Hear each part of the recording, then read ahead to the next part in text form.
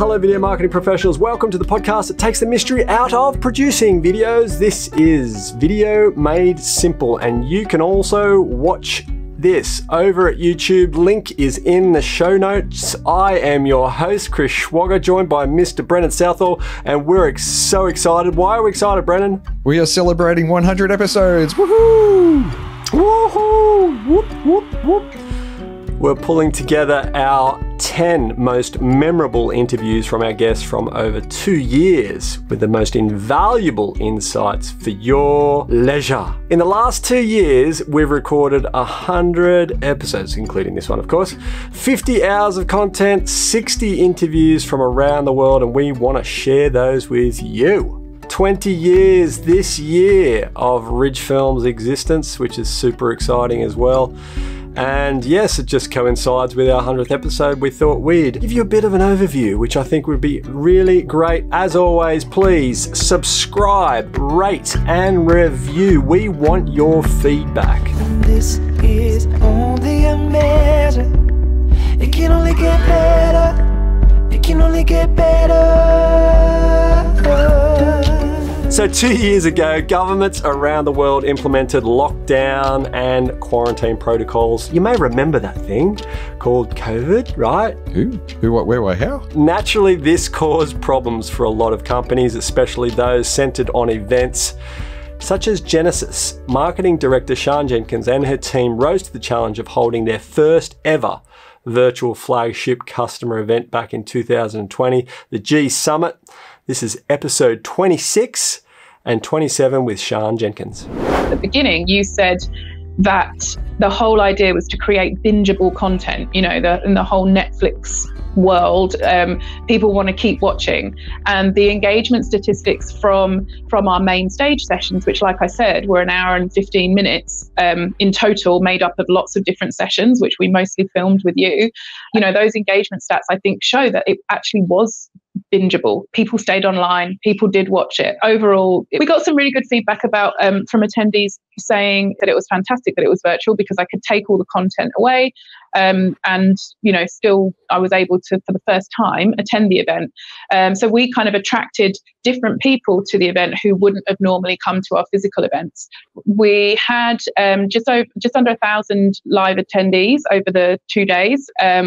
So that was from, I think it was just over 1,500 registrations, which we ended up on about a 62% live attendance rate, which is, you know, phenomenal. It's actually really high. And we ask them to rate, you know, all different elements of the event and the overall experience. And our scores for the overall experience, I think for this event, it was an 8.5 out of 10.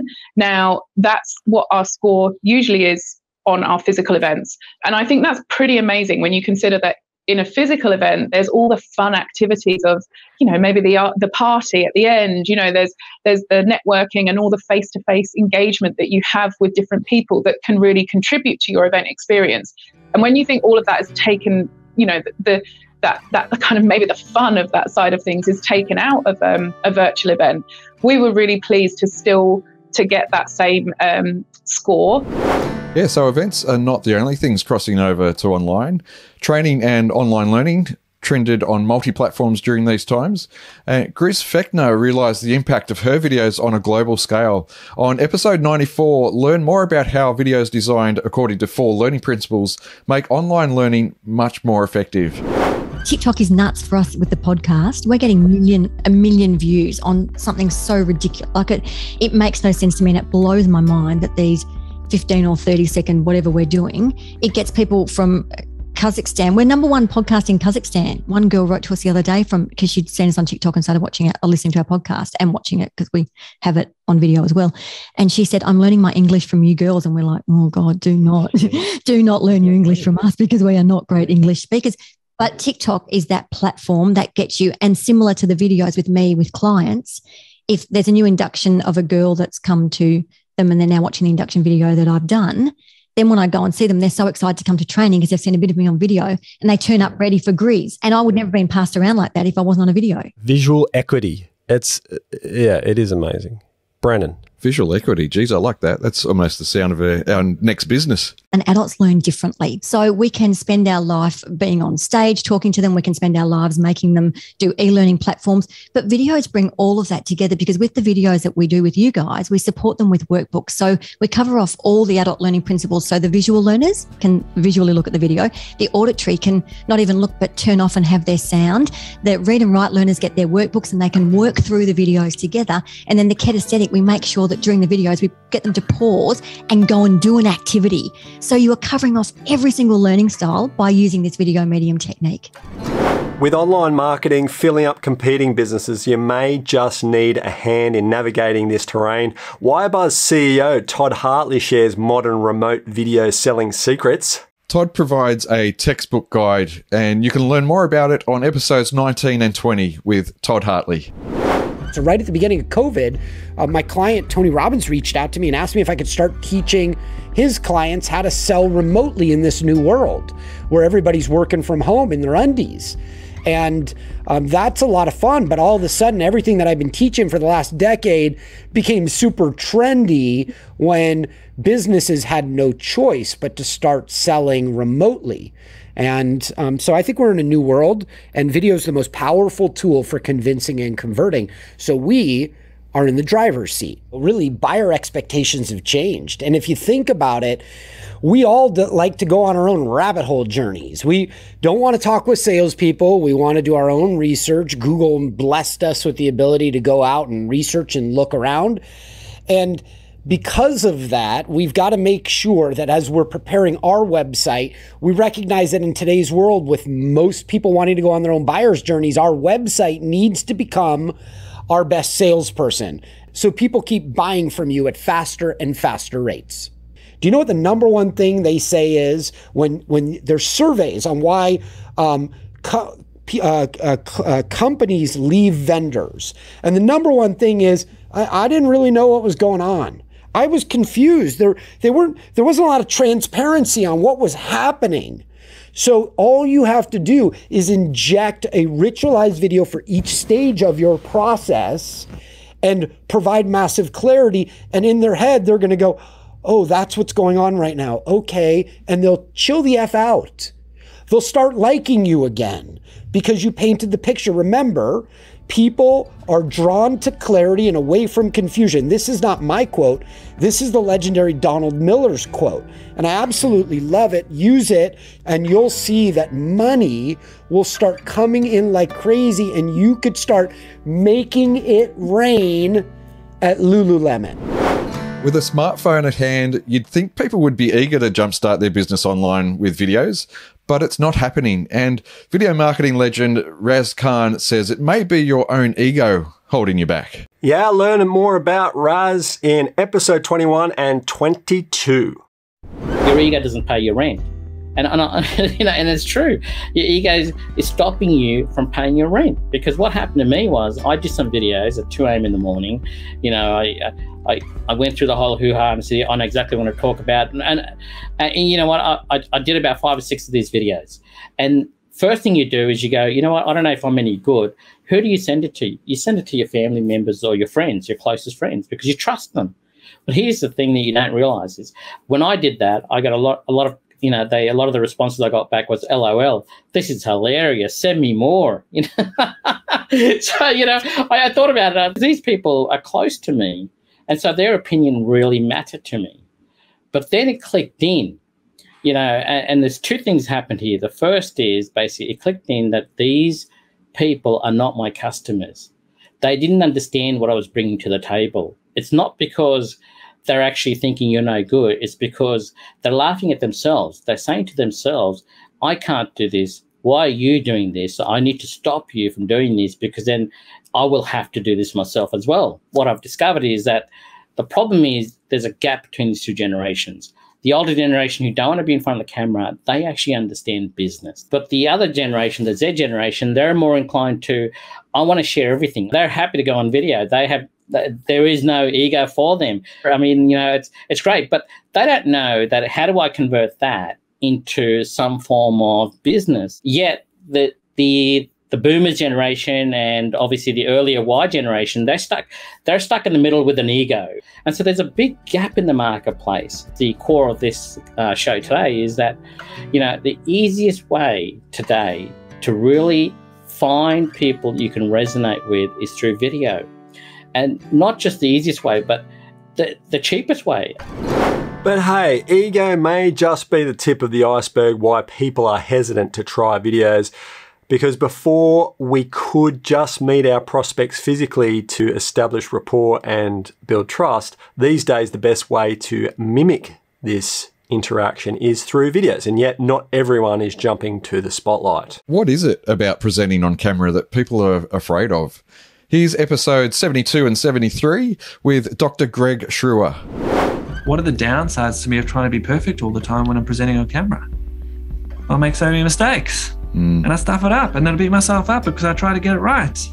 And then I don't want to do it, and I lose confidence, stop believing in myself, and then I never want to do it again. The more you answer the question, how does it serve me to do it differently to the way that I try or have tried in the past, the more benefits you stack up in your mind, eventually you'll get to that aha moment and you'll realize, oh yeah, no, I prefer doing it that way. That actually feels better. And then you'll sit in it. What about in situations of conflict where you go through the conflict and then, minutes later or days later, you think of the perfect thing that you should have said? How does that fit into what you're saying?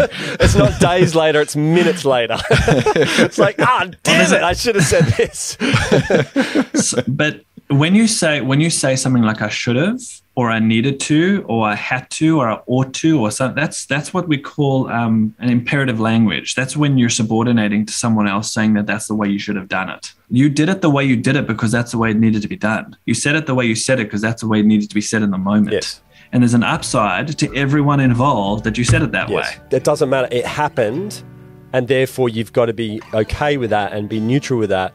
I mean, there's no such thing as perfectionism.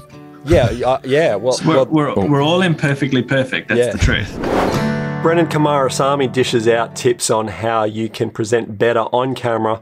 This is episode 82, Mastering Presentation Skills.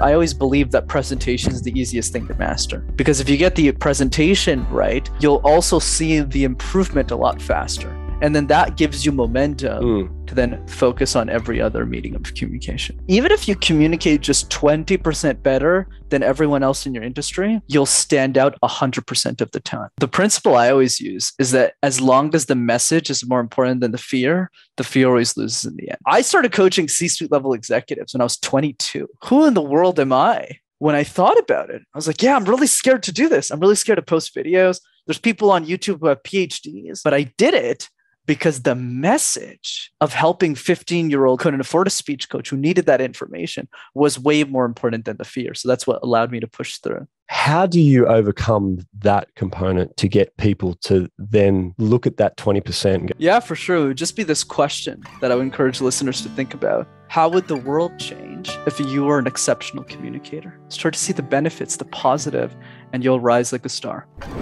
Finding a video platform for your business should be easy. Get acquainted on how Wistia works in a 3-part episode of Building Brand using Wistia hosting, episodes 40 to 43 with Phil Nottingham.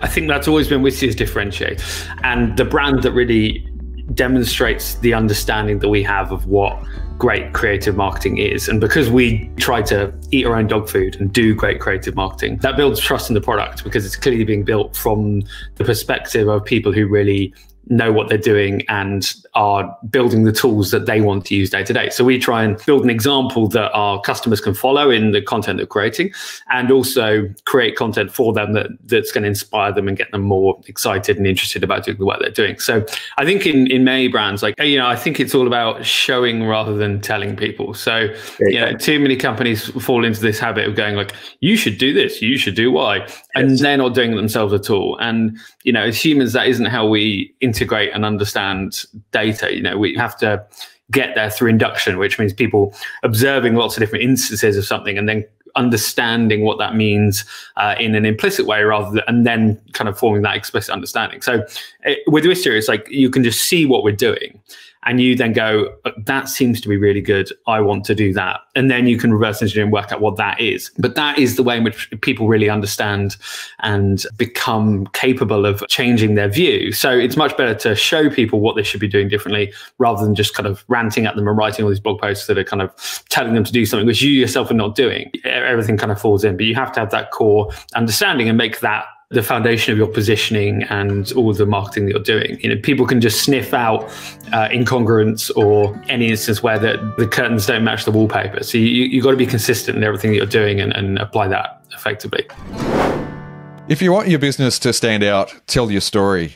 But according to Gabrielle Dolan, not everyone understands how to tell stories and leverage this for business. This is author and story expert Gabrielle with some very magnetic stories. This is episode 60 and 61. One of my favourite stories from the book comes from Barbies. And I never had a Barbie. Barbie's a bad role model for girls, an unattainable body image. And, you know, I happily went along with that story.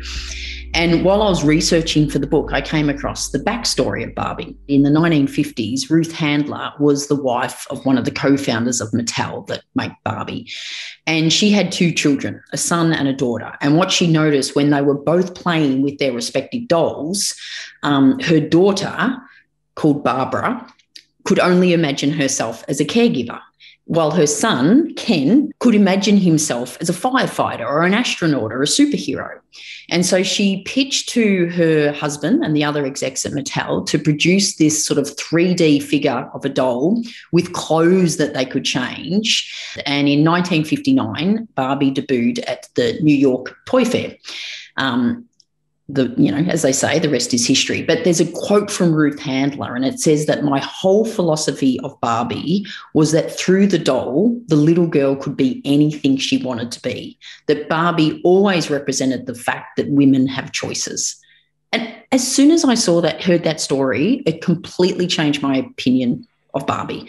Not only changed my opinion, but will actually influence my future buying decisions. But I think what a missed opportunity that story and that quote from Ruth Handler is not front and center of their website and is not on every single Barbie package, because that message is as relevant today as it was in the 1950s. And the thing with the story, because it's tapped into emotion, it not only helps us connect with the story, so the message, but it actually helps us connect with the storyteller.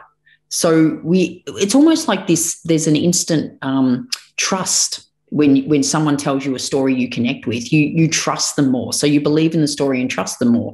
So again, when we're trying to, engage customers and, get new customers and create brand loyalty, this is why it's important not to just have one story, that, to have multiple stories that can do that on all different levels. Well, you reap what you sow. Threadicated CEO Danielle Johansson decided videos for her company was the fastest way to harvest investment and grow her business. This is episode 84.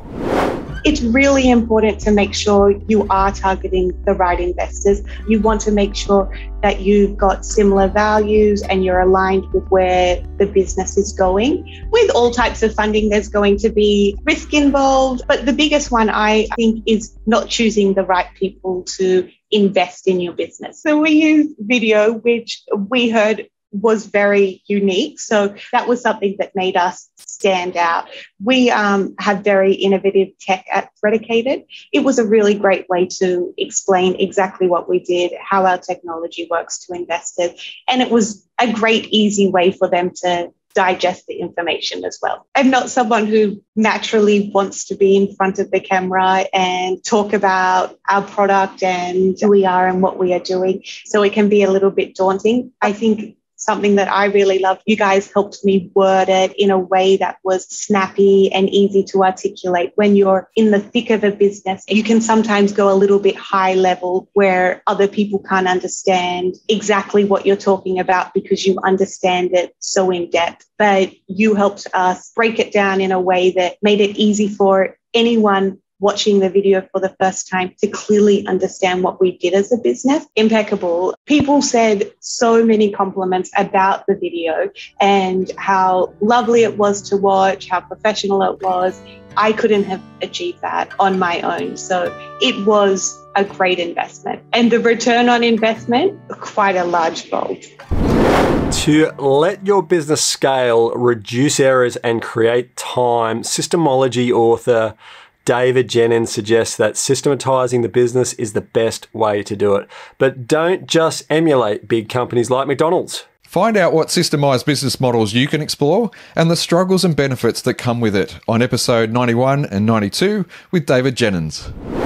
Sometimes there's a misconception thinking, well, if I'm going to systemize, I have to systemize like McDonald's and it has to be to that level of detail. But there's a good chance some videographers might not be building a hamburger business. So we don't need to necessarily follow their roadmap exactly, but there's a lot of so key valuable lessons to be learned from McDonald's.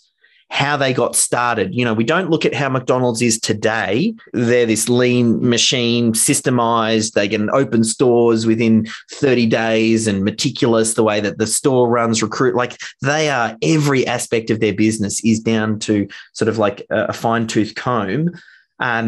That's the result of 60 years worth of work. And right at the start of that movie, they are out on a basketball court and they've got some chalk.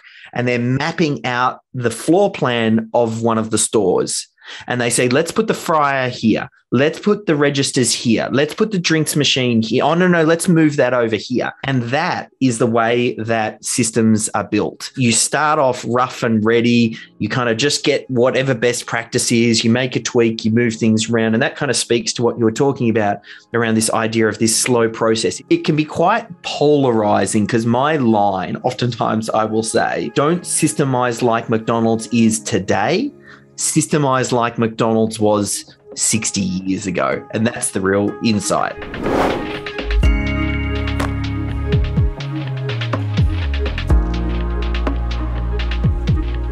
So many great aspects, Brennan, from so many different experts: marketing, business, video, communications, presenting. That's the top 10 video highlights. And what a fun little trip back down memory lane. Check out those podcasts. And just a reminder, rate and review this show. We want to know who's listening. And if you want to watch our most recent episodes, you can also do that directly from YouTube.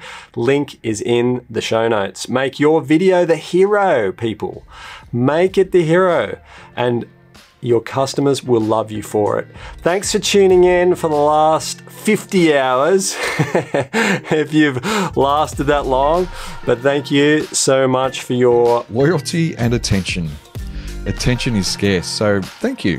Thanks for tuning in and for following our weekly show. That's all for this episode of the Video Made Simple podcast, and see you next week. Mwah!